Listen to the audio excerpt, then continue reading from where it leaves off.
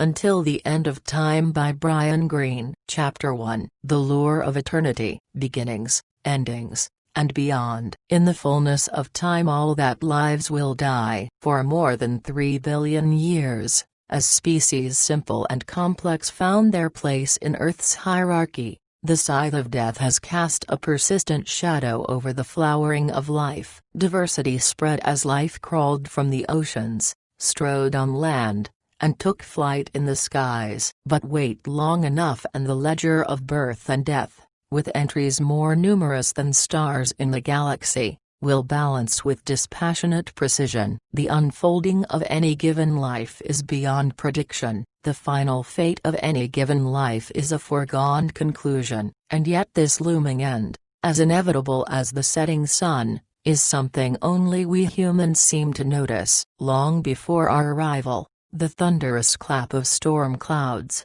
the raging might of volcanoes, the tremulous shudders of a quaking earth surely sent scurrying everything with the power to scurry. But such flights are an instinctual reaction to a present danger. Most life lives in the moment, with fear born of immediate perception. It is only you and I and the rest of our lot that can reflect on the distant past, imagine the future, and grasp the darkness that awaits. It's terrifying. Not the kind of terror that makes us flinch or run for cover. Rather, it's a foreboding that quietly lives within us, one we learn to tamp down, to accept, to make light of. But underneath the obscuring layers is the ever-present, unsettling fact of what lies in store, knowledge that William James described as the worm at the core of all our usual springs of delight.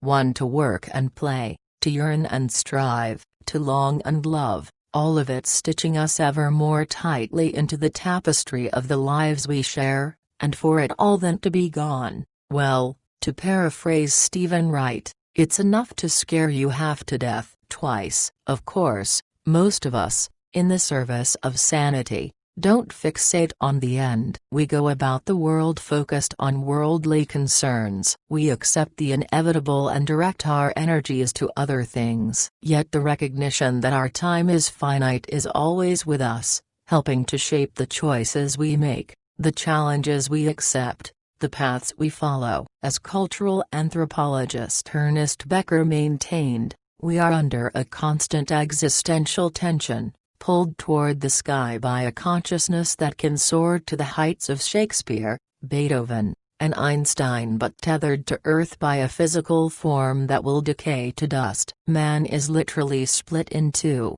He has an awareness of his own splendid uniqueness in that he sticks out of nature with a towering majesty, and yet he goes back into the ground a few feet in order blindly and dumbly to rot and disappear forever.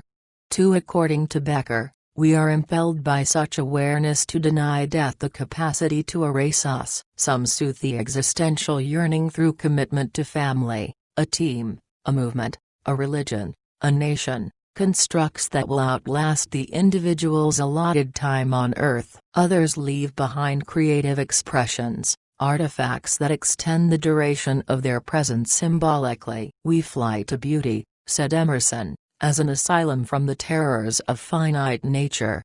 3. Others still seek to vanquish death by winning or conquering, as if stature, power, and wealth command an immunity unavailable to the common mortal. Across the millennia, one consequence has been a widespread fascination with all things, real or imagined, that touch on the timeless, from prophecies of an afterlife, to teachings of reincarnation, to entreaties of the windswept Madala. We have developed strategies to contend with knowledge of our impermanence and, often with hope, sometimes with resignation, to gesture toward eternity. What's new in our age is the remarkable power of science to tell a lucid story not only of the past, back to the Big Bang, but also of the future. Eternity itself may forever lie beyond the reach of our equations, but our analyses have already revealed that the universe we have come to know is transitory. From planets to stars,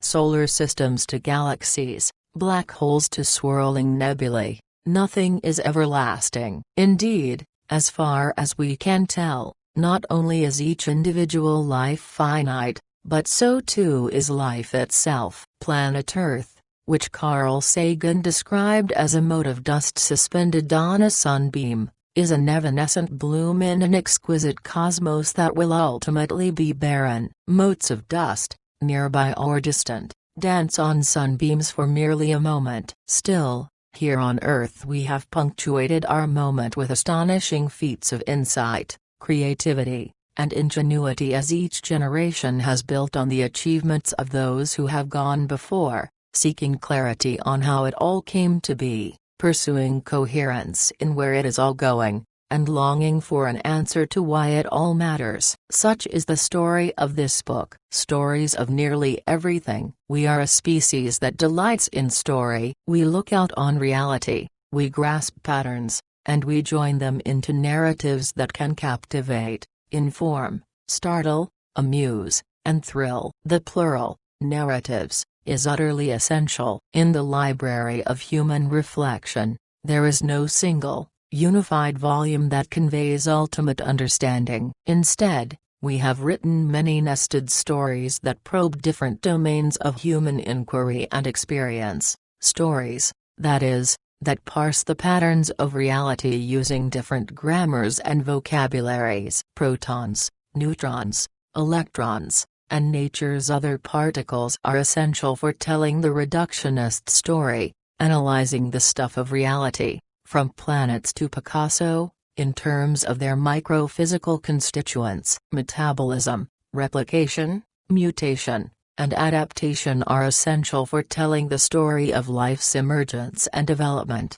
analyzing the biochemical workings of remarkable molecules and the cells they govern. Neurons, information, thought, and awareness are essential for the story of mind, and with that the narratives proliferate, myth to religion, literature to philosophy, art to music, telling of humankind's struggle for survival, will to understand, urge for expression, and search for meaning. These are all ongoing stories, developed by thinkers hailing from a great range of distinct disciplines. Understandably so. A saga that ranges from quarks to consciousness is a hefty chronicle. Still, the different stories are interlaced. Don Quixote speaks to humankind's yearning for the heroic, told through the fragile Alonso Quijano, a character created in the imagination of Miguel de Cervantes, a living, breathing, thinking, sensing,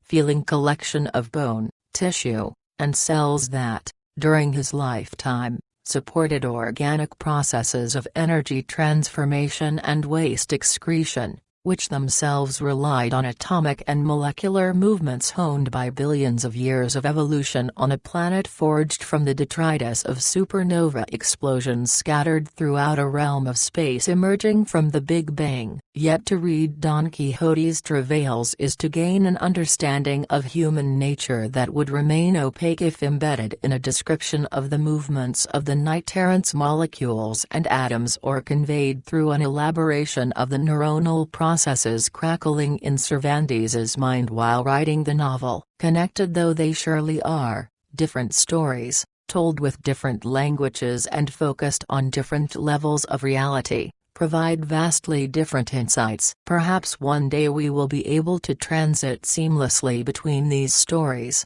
connecting all products of the human mind, real and fictive, scientific and imaginative. Perhaps we will one day invoke a unified theory of particulate ingredients to explain the overwhelming vision of a Rodin and the myriad responses the burghers of Calais elicits from those who experience it. Maybe we will fully grasp how the seemingly mundane, a glint of light reflecting from a spinning dinner plate, can churn through the powerful mind of a Richard Feynman and compel him to rewrite the fundamental laws of physics. More ambitious still, perhaps one day we will understand the workings of mind and matter so completely that all will be laid bare, from black holes to Beethoven, from quantum weirdness to Walt Whitman. But even without having anything remotely near that capacity, there is much to be gained by immersion in these stories. Scientific, creative, imaginative,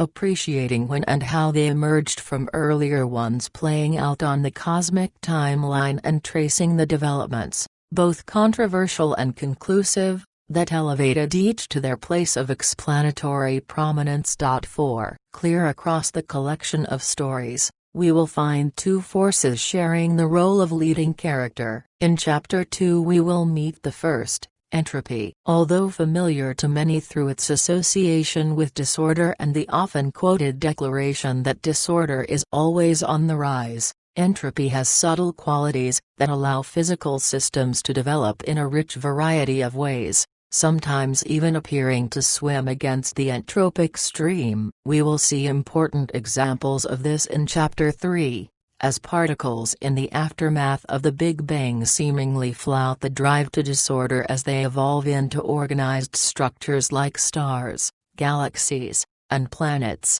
and ultimately, into configurations of matter that surge with the current of life. Asking how that current switched on takes us to the second of our pervasive influences, evolution. Although it is the prime mover behind the gradual transformations experienced by living systems, evolution by natural selection kicks in well before the first forms of life start competing. In Chapter 4, we will encounter molecules battling molecules, struggles for survival waged in an arena of inanimate matter. Round upon round of molecular Darwinism, as such chemical combat is called, is what likely produced a series of ever more robust configurations ultimately yielding the first molecular collections we would recognize as life. The details are the stuff of cutting-edge research, but with the last couple of decades of stupendous progress, the consensus is that we are heading down the right track. Indeed, it may be that the dual forces of entropy and evolution are well-matched partners in the trek toward the emergence of life. While that might sound like an odd coupling, entropy's public rap veers close to chaos, seemingly the antithesis of evolution or of life. Recent mathematical analyses of entropy suggest that life, or at least lifelike qualities, might well be the expected product of a long-lived source of energy, like the sun, relentlessly raining down heat and light on molecular ingredients that are competing for the limited resources available on a planet like Earth. Tentative though some of these ideas currently are, what's certain is that a billion or so years after the Earth formed it was teeming with life developing under evolutionary pressure, and so the next phase of developments is standard Darwinian fare. Chance events, like being hit by a cosmic ray or suffering a molecular mishap during the replication of DNA, result in random mutations, some with minimal impact on the organism's health or welfare but others making it more or less fit in the competition for survival. Those mutations that enhance fitness are more likely to be passed on to descendants because the very meaning of more fit is that the trait's carrier is more likely to survive to reproductive maturity and produce fit offspring. From generation to generation, qualities that enhanced fitness thus spread widely. Billions of years later, as this long process continued to unfold, a particular suite of mutations provided some forms of life with an enhanced capacity for cognition. Some life not only became aware, but became aware of being aware. That is, some life acquired conscious self-awareness. Such self-reflective beings have naturally wondered what consciousness is and how it arose. How can a swirl of mindless matter think and feel? Various researchers, as we will discuss in Chapter 5, anticipate a mechanistic explanation. They argue that we need to understand the brain, its components, its functions, its connections, with far greater fidelity than we now do, but once we have that knowledge, an explanation of consciousness will follow. Others anticipate that we are up against a far greater challenge, arguing that consciousness is the most difficult conundrum we have ever encountered, one that will require radically new perspectives regarding not just mind but also the very nature of reality. Opinions converge when assessing the impact our cognitive sophistication has had on our behavioral repertoire. Across tens of thousands of generations during the Pleistocene, our forebears joined together in groups that subsisted through hunting and gathering. In time, an emerging mental dexterity provided them with refined capacities to plan and organize and communicate and teach and evaluate and judge and problem solve. Leveraging these enhanced abilities of the individual, groups exerted increasingly influential communal forces. Which takes us to the next collection of explanatory episodes, those focused on developments that made us us. In Chapter 6 we examine our acquisition of language and subsequent obsession with the telling of stories. Chapter 7 probes a particular genre of stories, those that foreshadow and transition into religious traditions, and in Chapter 8 we explore the long-standing and widespread pursuit of creative expression. In seeking the origin of these developments, both common and sacred, researchers have invoked a wide range of explanations. For us, an essential guiding light will continue to be Darwinian evolution, applied now to human behavior. The brain, after all, is but another biological structure evolving via selection pressures, and it is the brain that informs what we do and how we respond. Over the past few decades, cognitive scientists and evolutionary psychologists have developed this perspective, establishing that much as our biology has been shaped by the forces of Darwinian selection, so too has our behavior. And thus in our trek across human culture we will often ask whether this or that behavior may have enhanced the prospects for survival and reproduction among those who long ago practiced it, promoting its wide propagation throughout generations of descendants. However, unlike the opposable thumb or upright gait, inherited physiological features tightly linked to specific adaptive behaviors, many of the brain's inherited characteristics mold predilections rather than definitive actions. We are influenced by these predispositions, but human activity emerges from a commingling of behavioral tendencies with our complex, deliberative, self-reflective minds. And so a second guiding light, distinct but no less important, will be trained on the inner life that comes hand in hand with our refined cognitive capacities. Following a trail marked by many thinkers, we will come to a revealing vista. With human cognition we surely harnessed a powerful force, one that in time elevated us to the dominant species worldwide. But the mental faculties that allow us to shape and mold and innovate are the very ones that dispel the myopia that would otherwise keep us narrowly focused on the present. The ability to manipulate the environment thoughtfully provides the capacity to shift our vantage point, to hover above the timeline and contemplate what was and imagine what will be. However much we'd prefer it otherwise, to achieve I think, therefore I am is to run headlong into the rejoinder I am, therefore I will die. Mildly put, the realization is disconcerting, yet most of us can take it, and our survival as a species attests to our brethren having been able to take it too. But how do we do it? 5 According to one line of thought,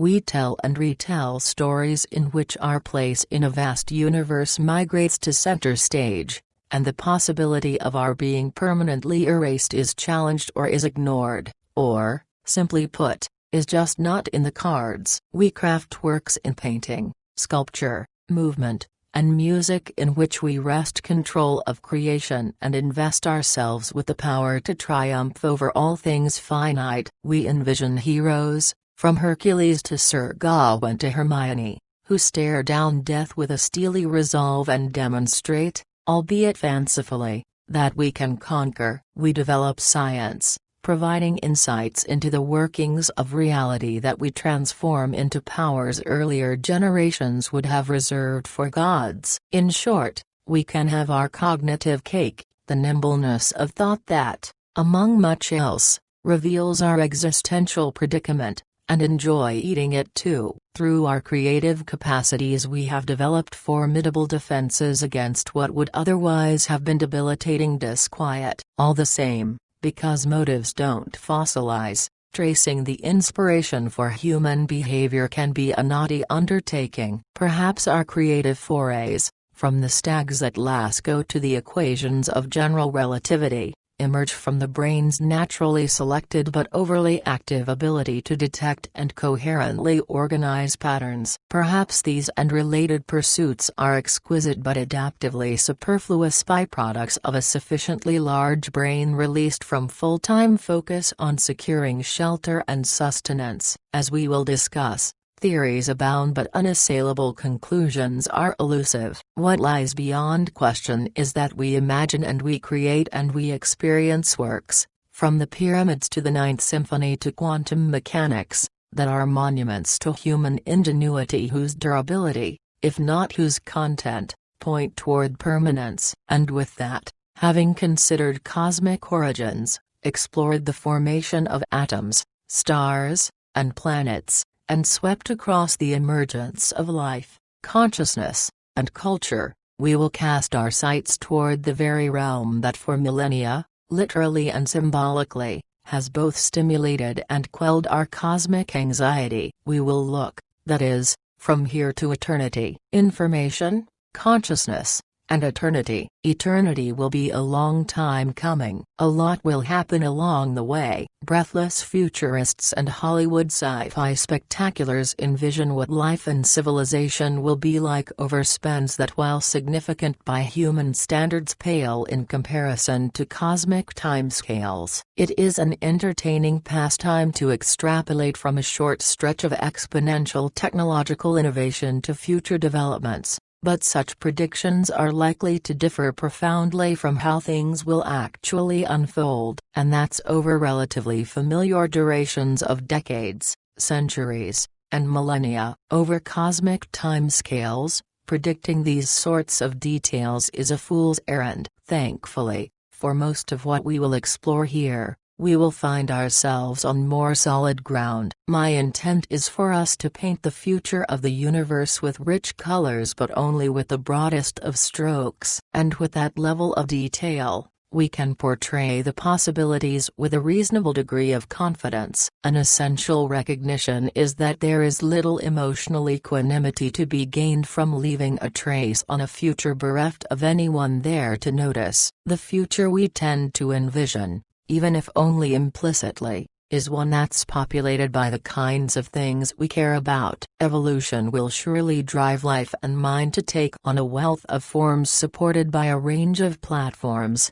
biological, computational, hybrid, and who knows what else. But regardless of the unpredictable details of physical composition or environmental backdrop, most of us imagine that in the vastly distant future, life of some stripe, and intelligent life more particularly, will exist and it will think. And this raises a question that will ride along with us throughout the journey: can conscious thought persist indefinitely, or might the thinking mind, like the Tasmanian tiger or the ivory-billed woodpecker, be something sublime that rises up for a period but then goes extinct? I'm not focused on any individual consciousness, so the question has nothing to do with wished-for technologies, cryogenic, digital, whatever, capable of preserving a given mind. Instead, I am asking whether the phenomenon of thought, supported by a human brain or an intelligent computer or entangled particles floating in the void or any other physical process that proves relevant,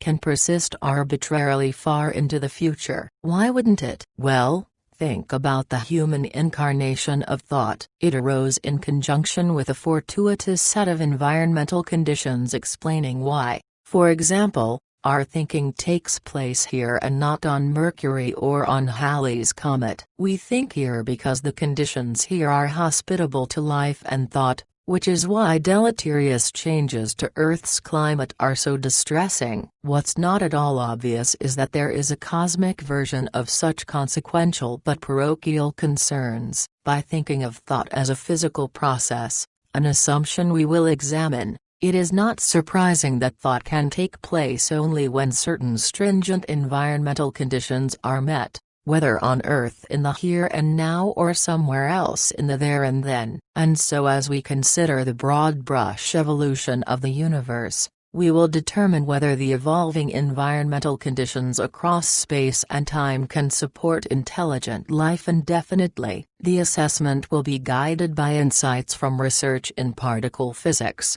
astrophysics, and cosmology that allow us to predict how the universe will unfold over epochs that dwarf the timeline back to the Bang. There are significant uncertainties, of course, and like most scientists I live for the possibility that nature will slap down our hubris and reveal surprises we can't yet fathom. But focusing on what we've measured, on what we've observed, and on what we've calculated, what we'll find, as laid out in chapters 9 and 10, is not heartening. Planets and stars and solar systems and galaxies and even black holes are transitory. The end of each is driven by its own distinctive combination of physical processes, spanning quantum mechanics through general relativity, ultimately yielding a mist of particles drifting through a cold and quiet cosmos. How will conscious thought fare in a universe experiencing such transformation? The language for asking and answering this question is provided once again by entropy, and by following the entropic trail we will encounter the all-too-real possibility that the very act of thinking, undertaken by any entity of any kind anywhere, may be thwarted by an unavoidable buildup of environmental waste. In the distant future, anything that thinks may burn up in the heat generated by its own thoughts. Thought itself may become physically impossible. While the case against endless thought will be based on a conservative set of assumptions, we will also consider alternatives, possible futures more conducive to life and thinking. But the most straightforward reading suggests that life, and intelligent life in particular, is ephemeral. The interval on the cosmic timeline in which conditions allow for the existence of self-reflective beings may well be extremely narrow. Take a cursory glance at the whole shebang, and you might miss life entirely. Nabokov's description of a human life as a brief crack of light between two eternities of darkness 6 may apply to the phenomenon of life itself. We mourn our transience and take comfort in a symbolic transcendence, the legacy of having participated in the journey at all. You and I won't be here, but others will, and what you and I do, what you and I create, what you and I leave behind contributes to what will be and how future life will live. But in a universe that will ultimately be devoid of life and consciousness, even a symbolic legacy, a whisper intended for our distant descendants, will disappear into the void. Where, then, does that leave us? Reflections on the future. We tend to absorb findings about the universe intellectually. We learn some new fact about time or unified theories or black holes. It momentarily tickles the mind, and if sufficiently impressive, it sticks. The abstract nature of science often leads us to dwell on its content cognitively, and only then, and then only rarely, does that understanding have a chance of touching us viscerally. But on the occasions when science does conjure both reason and emotion, the result can be powerful. Case in point, some years ago when I began to think about scientific predictions regarding the far future of the universe, my experience was mostly cerebral. I absorbed relevant material as a fascinating but abstract collection of insights entailed by the mathematics of nature's laws. Still, I found that if I pressed myself to really imagine all life, all thought, all struggle, and all accomplishment being a fleeting aberration on an otherwise lifeless cosmic timeline, I absorbed it differently. I could sense it. I could feel it. And I don't mind sharing that the first few times I went there, the journey was dark. Through decades of study and scientific research, I've often had moments of elation and wonder, but never previously had results in mathematics and physics overwhelmed me with a hollow dread. Over time, my emotional engagement with these ideas has refined. Now, More often than not, contemplating the far future leaves me with a feeling of calm and connection, as if my own identity hardly matters because it has been subsumed by what I can only describe as a feeling of gratitude for the gift of experience. Since, more than likely, you don't know me personally, let me put this in context. I'm open-minded with a sensibility that demands rigor. I come from a world in which you make your case with equations and replicable data, a world in which validity is determined by unambiguous calculations that yield predictions matching experiments digit by digit, sometimes as far as a dozen places beyond the decimal point. So the first time I had one of these moments of calm connection, I happened to be at a Starbucks in New York City. I was deeply suspicious. Perhaps my Earl Grey was tainted with some bad soy milk, or perhaps I was losing my mind. On reflection, neither was the case. We are the product of a long lineage that has soothed its existential discomfort by envisioning that we leave a mark, and the more lasting the mark, the more indelible its imprint, the more a life seems to be a life that mattered. In the words of philosopher Robert Nozick, but they could just as easily have come from George Bailey, death wipes you out. To be wiped out completely, traces and all, goes a long way toward destroying the meaning of one's life. 7. Especially for those, like me, without a traditional religious orientation, an emphasis on not being wiped out, a relentless focus on endurance, can pervade everything. My upbringing, my education, my career, my experiences have all been informed by it. During every stage, I've gone forward with an eye trained on the long view, on seeking to accomplish something that would last. There is no mystery why my professional preoccupation has been dominated by mathematical analyses of space, time, and nature's laws. It is hard to imagine another discipline that more readily keeps one's day-to-day thoughts focused on questions that transcend the moment. But scientific discovery itself casts this perspective in a different light. Life and thought likely populate a minute oasis on the cosmic timeline. Though governed by elegant mathematical laws that allow for all manner of wondrous physical processes, the universe will play host to life and mind only temporarily. If you take that in fully, envisioning a future bereft of stars and planets and things that think, your regard for our era can appreciate toward reverence. And that is the feeling I had experienced at Starbucks. The calm and connection marked a shift from grasping for a receding future to the feeling of inhabiting a breathtaking if transient present. It was a shift, for me, compelled by a cosmological counterpart to the guidance offered through the ages by poets and philosophers, writers and artists, spiritual sages and mindfulness teachers, among countless others who tell us the simple but surprisingly subtle truth that life is in the here and now. It's a mindset that is hard to maintain but one that has infused the thinking of many. We see it in Emily Dickinson's Forever is composed of now's and Thoreau's eternity in each moment.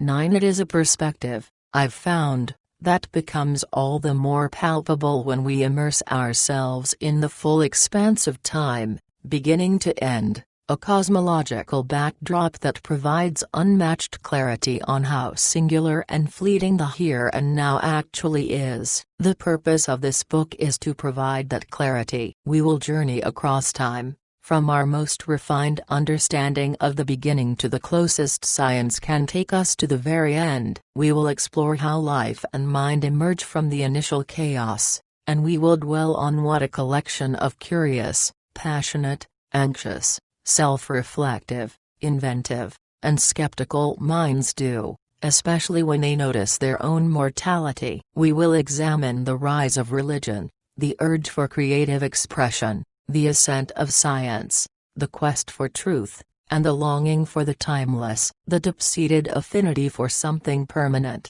for what Franz Kafka identified as our need for something indestructible. 10 will then propel our continued march toward the distant future, allowing us to assess the prospects for everything we hold dear, everything constituting reality as we know it, From planets and stars, galaxies and black holes, to life and mind. Across it all, the human spirit of discovery will shine through. We are ambitious explorers seeking to grasp a vast reality. Centuries of effort have illuminated dark terrains of matter, mind, and the cosmos. During millennia to come, the spheres of illumination will grow larger and brighter. The journey so far has already made evident that reality is governed by mathematical laws that are indifferent to codes of conduct, standards of beauty, needs for companionship, longings for understanding, and quests for purpose. Yet,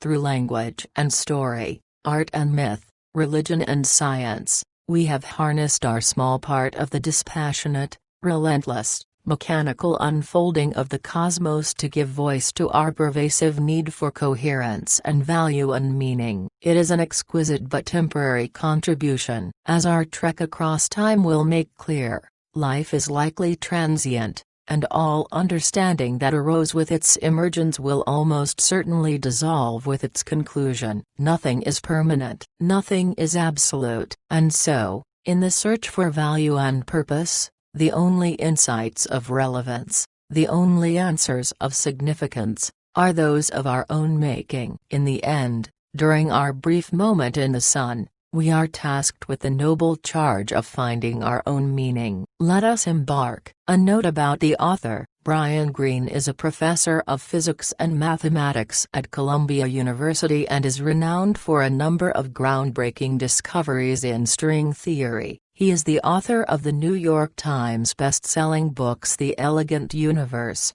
The Fabric of the Cosmos, and The Hidden Reality. Greene hosted 2 award-winning Nova miniseries based on his books and is also a co-founder of the World Science Festival. With his wife in New York City,